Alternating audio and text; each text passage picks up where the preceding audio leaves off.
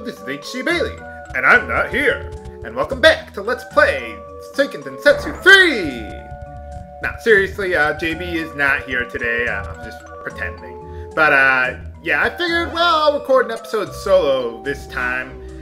Just because he's been busy. We're having trouble getting together this week. So I figured, how about I just record, maybe one episode, at most one episode per week tops, by myself, so that way, I keep the flow of the episodes going.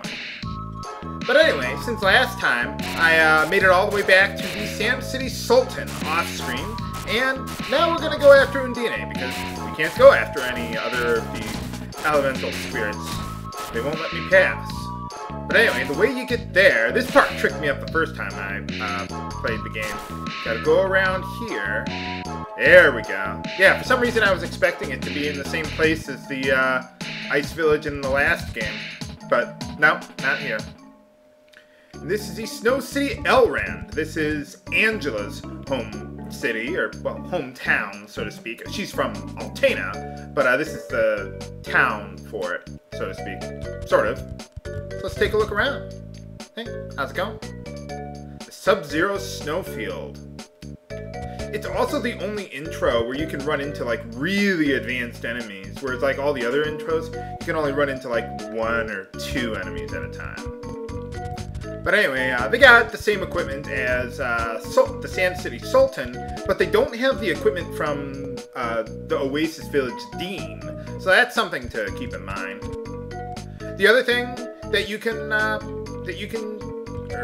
do, the one thing you can do here that you can't do at the other places is if you made Duran into a knight, they sell shields here, and he's the only character class that can equip that. So you can get his, I think, gold shield here, and that's probably the best shield that you can get for the most part, other than the end game stuff. So just something to keep in mind. If you're using him, you could. Otherwise, no other classes can use a shield.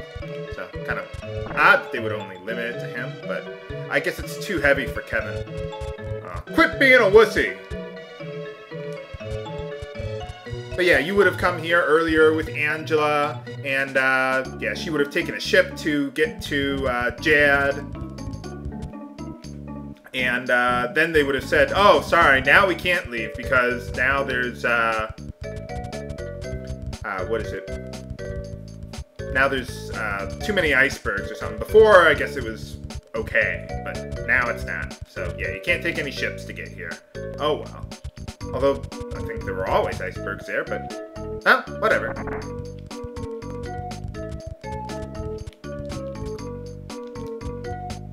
Let's see, same weapons. Oh, there's a bar. Probably not open until nighttime. I'm gonna leave it daytime for now, just because, what is it? Just because it's been daytime for a while, so I think it's gonna turn nighttime, and I wanna make sure that it's gonna be nighttime by the time I get to the boss here. Can't be too Sub-Zero. I'm trying to think of a Mortal Kombat reference. I haven't played the new Mortal Kombat, so yeah, JB has. Huh. Well, maybe we should check it out. Maybe you should get Salamando to help you out. I got him. You got a stove? You just throw him right in there. I like the ice area here. I love all the ice areas. Heck, even in Final Fantasy XII, I like the ice area. Well, is that a stab or jab at, what is it? Street Fighter with a 100 harpoon stab there? Haha. Yeah, I thought about doing a commentary where I would pretend to be both JB and myself, but I figured, that'd be stupid. Or maybe do an episode where we both pretend to be each other for the entire episode. But, nah, there's no way we could fake that. It would just, I think that would just be ridiculous. Just play it straight, and move along. Oh yeah, there are a couple things that I wanted to mention. Since we got our first class change, what you want to do, go press left to the battle settings. You want to set every character to their first tech, which I've already done. So assist Kevin, first tech.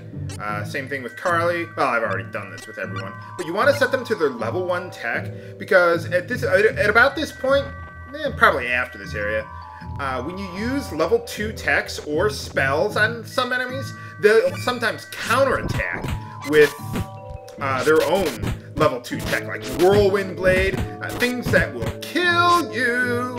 See, that's a level 2 tech. I didn't mean to do that. I did that by accident. But, okay, I got lucky. But yeah, you gotta be careful with that. So I always set my AI-controlled characters to only use their level 1 techs, especially against bosses. A lot of the bosses are gonna start having counterattacks. Like, I think the next 2 bosses at least have a wicked counterattack if you use magic or level 2 or 3 techs. Level 1 techs are fine. The other thing to consider is that level 2 and 3 techs do not stack with elemental sabers, whereas level 1 techs do. And that's especially important with Hawk and Kevin, because they both hit twice with their level 1 techs, so you can deal massive damage with them. You'll deal more damage than their level 2, or yeah, their level 2 techs. So, that's just something to keep in mind there. I just always love how serene the music is in these ice areas and everything like that. Just the environment and everything. It's nice and relaxing. It's a nice touch. Get over here. I'd like to back you into a corner. Remember all those times we used to play Street Fighter 2, JB, and I would back you into a corner and just 100 hand slap you to death?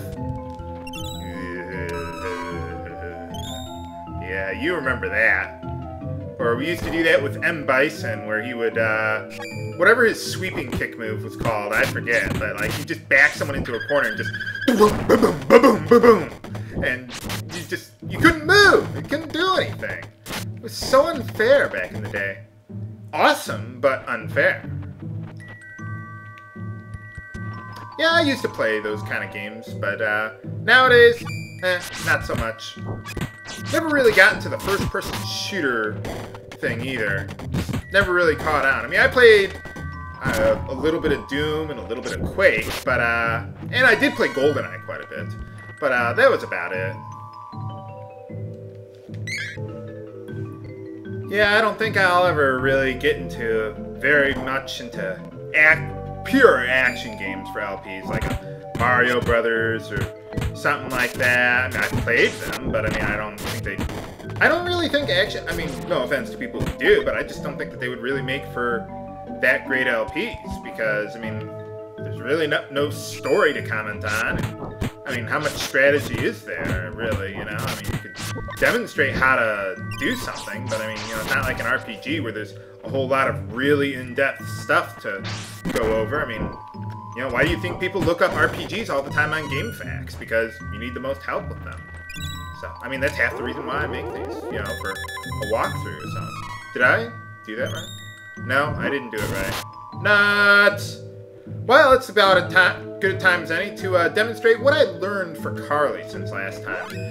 When I gained a level for her, she learned multi-targeting Heal Light. So you just, well, it's already set to hit all allies, but if it's not already targeting everyone, just press left or right enough times until it hits everyone. And you get almost a full Heal Light on all party members. I think you lose like maybe 20% of its power or something if you multi-target it. It's ridiculously good.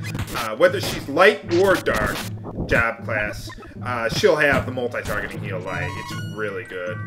The only other characters who do get them are one of Kevin's final job classes and one of Duran's, and that's it.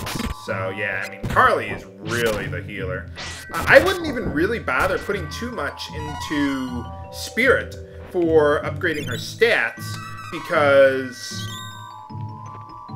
it really won't improve it that much. I mean, it'll probably still improve it by about the same amount as it did before, but like percentage-wise, like before it might have been like a 20% increase in healing, but now 20 HP more, you know, it's not that big of a difference. You know, it's maybe more like 10 or maybe even 5% of the total healing. So it's like, why bother? I mean, it's still my third priority, but vitality and strength are really your top priorities.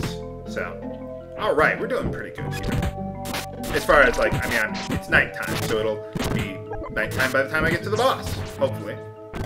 One thing I could have done with Carly, you could also do this with Duran, it's easier with Duran, is if I level grinded Carly up to, I think, level 22, if I'm not mistaken, or some more levels, however many it is, I could have learned Thunder Saber for her, which could have been pretty good. Duran would learn it by level 20, though, so if you have him, definitely do that for him. But otherwise, nah, I wouldn't worry about it for Carly. So it would have been nice, but what's his name? Hawk there, if I can get to him. There we go. He learned Shuriken, which isn't really that good at all.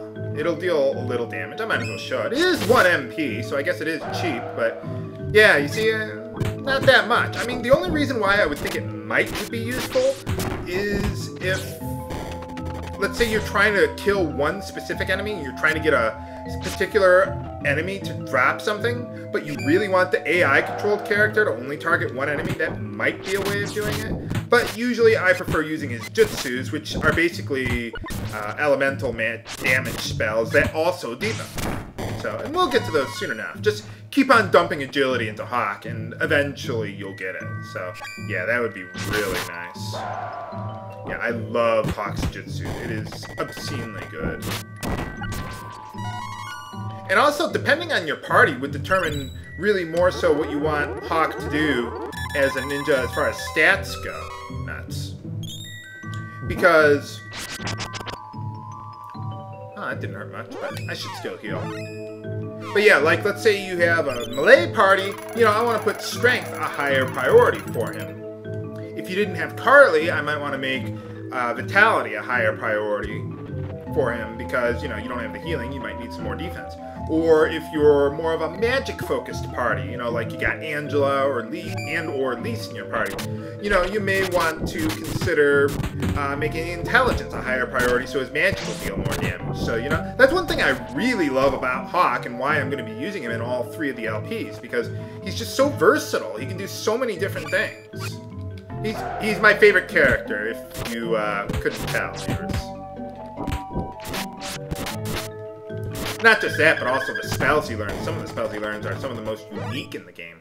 Ooh, we gained a level. Let's see. Well, we can't learn that, so let's go for strength. Too bad Kevin's not going to gain a level soon. But, oh well. Yeah, strength. I'd still go for strength on Carly. I mean, I've heard a lot of people say that they don't like strength on Carly, but I love it, especially if you're a melee-focused party. And we learned Holy Ball for her. It's a light elemental spell that Angela would have learned a long time ago. But, well, now Carly has it. Not that good in the mid-game. Not too many enemies are, weak to Holy Elemental attacks, so... oh, well. But anyway, alright, we made it to the Golden Goddess statue, and we're all set and ready to go. Can we win back the power of Undine? Find out next time on Let's Play Seiken Densetsu 3! I'm HC Bailey, and I'm JB, who's not here. Signing off. Have a good day.